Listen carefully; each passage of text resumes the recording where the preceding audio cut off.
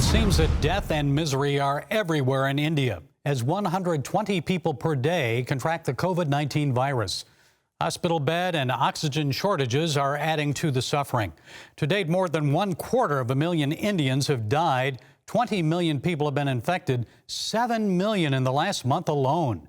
That makes it the worst outbreak in the world. So what now? And could this second deadly wave have been avoided? Well, joining us is technology futurist, inventor, speaker, and author Ian Khan. Mr. Khan, thank you for joining us. Our heart breaks, of course, for India. And it seemed that people were doing better. And then this deadly second wave. Why has it happened? I think a lot of this unfortunate event that's occurring in India right now, a lot of it has to do with misinformation, with not keeping your public informed on what is to come. And that, I think, the dissemination of information is the biggest challenge that has hit India. And as a result, it's facing a health crisis of epic proportions. Well, I've visited India quite a few times. I've witnessed unsanitary conditions, poor hygiene in many slums and villages there. How difficult is it for people to stay healthy, clean, avoid infection when they don't even have clean water or access to quality health care? That's a very good point. And a big challenge with India is that it's a very big country with a lot of people, and more than 1 billion people live in India. Many cities are overcrowded. Many cities have a lot of traffic. People live in congested areas, in congested buildings. And you will find this in major cities as well as smaller metropolitan cities. And I've spent about 20 years in India, living across different parts of the world and visiting India many, many more times. That's one of the problems. The second problem is access to healthcare, access to fresh water, access to clean water.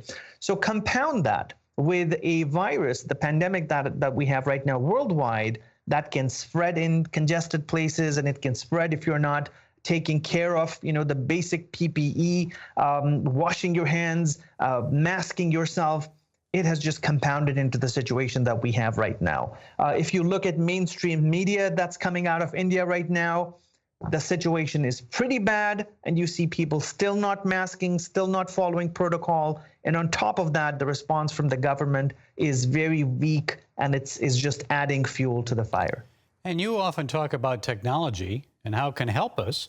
So what can be done for India to help the country save lives, overcome this coronavirus nightmare? Is vaccination enough?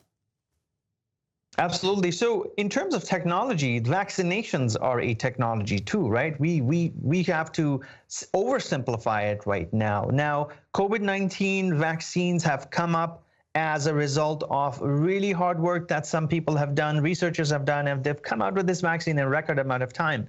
India is a country that's producing the maximum number of vaccines today, and unfortunately, Indians are not getting access to those vaccines. So India needs to invest in logistics. They need to invest in production capacity of these vaccines and give incentives and give whatever vaccine manufacturers need in India to produce more of these vaccines. The logistics sector is suffering in India, and we've seen that with the transportation of oxygen, the lack of oxygen, and thereof, that transportation is a big, big hurdle right now. What do you see happening with technology to help change India for the better in the future?